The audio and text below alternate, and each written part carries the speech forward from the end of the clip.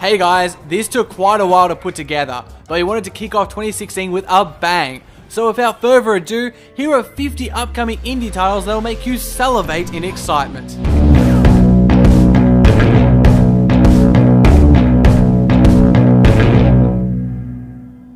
With its development being led by Matt Nava, the art director of Journey, Abzu promises to be a deeply effectual swim under the ocean. Adrift is an immersive first-person experience that casts you as an amnesia-stricken astronaut caught amid the wreckage of a spaceship. It'll be coming to PC and Oculus first. The original Banner Saga is coming to consoles in January, and this, the second part of the trilogy, is due mid-year. Expect more Vikings and turn-based battles. Battle Chef Brigade is a delightfully wacky mix of action, anime and Iron Chef that has you hunt down food and then serve it up as the perfect dish. Announced back in 2013, Below will finally release this year. We don't know much about it, other than it's an exploration-focused roguelike and will be exclusive to Xbox only temporarily. Very mysterious. Currently on early access, Besiege has already proven itself a winner. Build a siege weapon, go to town on buildings and enjoy the ensuing destruction. Chasm is a pixel-gorgeous Metroidvania with procedural generation. After a long development, we have our fingers crossed 2016 is the year we get to see it at long last. Crossing Souls is an action-adventure that takes you back to 1986. Follow the story of 5 Californian kids who discover the world of the dead and become embroiled in a government conspiracy.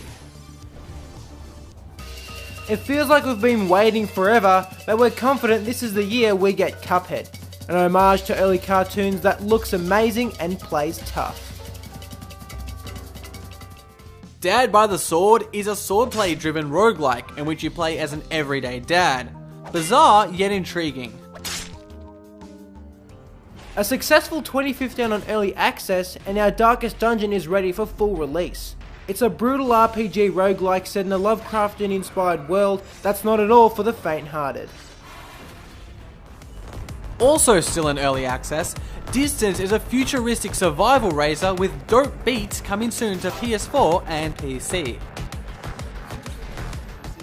Original Sin 2 is the next step in the CRPG formula that won many hearts and fans in 2014. This time, there'll be a greater concentration on characters' backgrounds and multiplayer. Donut County is the solo project of Ben Esposito, who you may know as the dev behind the Unfinished Swan. Still unfinished, this physics adventure game has already picked up accolades from the IGF and Indiecade. Much like Dark Souls, patience and observation are key to mastering combat in Ita. It's a little thing, but Ita also has some pretty neat lighting effects. The wait is almost up for Campo Santo's narrative-driven adventure Firewatch. In it, you're a fire lookout, bored and alone in the wild, but then unexplainable things begin to happen. Much intrigue. The Flame and the Flood is a struggle to survive whilst headed downstream in a post-apocalyptic Southern America. The music and atmosphere is strong with this one, and you can try it now on early access. Gigantic is a new combination of third-person shooters and the team-based games of MOBAs, such as Dota. We'll follow a freemium model, so it'll be free to play too. From Double Fine and Adult Swim games, Headlander is a nutty sci-fi adventure in which you play as a human head that can detach and fly between robot bodies. Hellblade is a high-production project that follows the story of Celtic warrior Senua and the psychotic delusions of her mind. Back in 2013, Hyperlight Drifter obliterated its funding goal on Kickstarter, and ever since, anticipation has grown for this beautiful throwback to the 8 and 16-bit eras. Supposedly in development since 2010, Inside is Playdead's creepy follow-up to their much-beloved Limbo.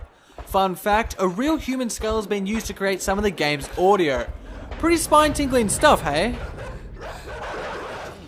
Jenny Leclue is the French Nancy Drew, and in 2016 she invites you to join her on her quest to find out the truth behind the murder that her mother's been accused of.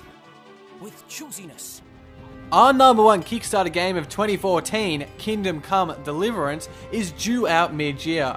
It's an RPG set in a historically accurate and open medieval world that comes with graphics to die for.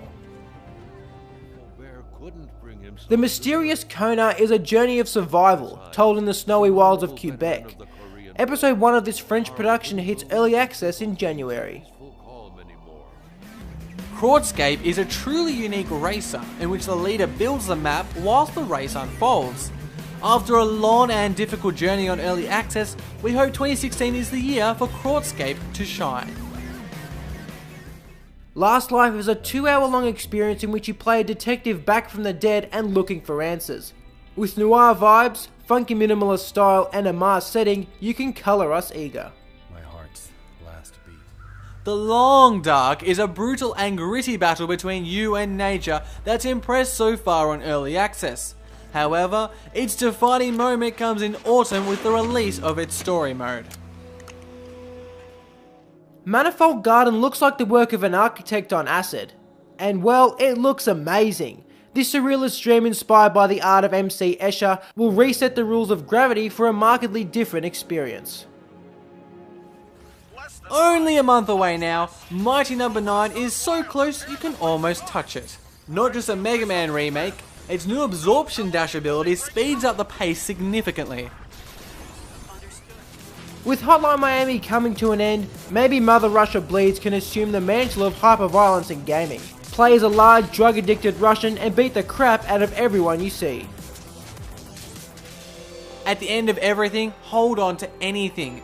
That's the idea behind Night in the Woods, in which you play as May, a college dropout returning home. From what we've seen, it appears humorous, charming and deep. No Man's Sky. It's probably the most anticipated game of 2016. Rumour has it that the devs are working on adding VR support. And well, can you think of a game that's more perfectly suited for it? Not Abduction, but rather Obduction, is quite a beautiful looking spiritual successor to the classic PC adventure Myst. Original dev studio Sign is working on it too. Outer Wilds is a spacefaring game in which you have 20 minutes before the nearby star goes supernova, a la the moon in Majora's Mask. Also won the grand prize at 2015's Indie Games Festival. Ollie Ollie Meet Oxenfree, the open world adventure game about a high school party turned horrifyingly wrong. Reportedly, the devs are in talks with publisher Skybound to bring Oxenfree to comics and film. Rime is an explorative platformer that reminds us of Wind Waker with its cel-shaded art and Eco with its vast and lonely island filled with ruins. Worth playing for the visual spectacle alone. We talked about a Hotline Miami successor, but what about one for Ori and the Blind Forest? Seasons After the Fall has the forest setting and very similar art. A key difference, however, is that it's more puzzle based.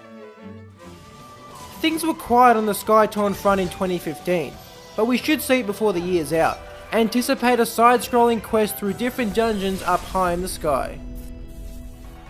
With an id Software-led Doom reboot coming out this year, it's kind of funny that we're also getting Strafe, a homage to Doom and the FPS scene of the 90s.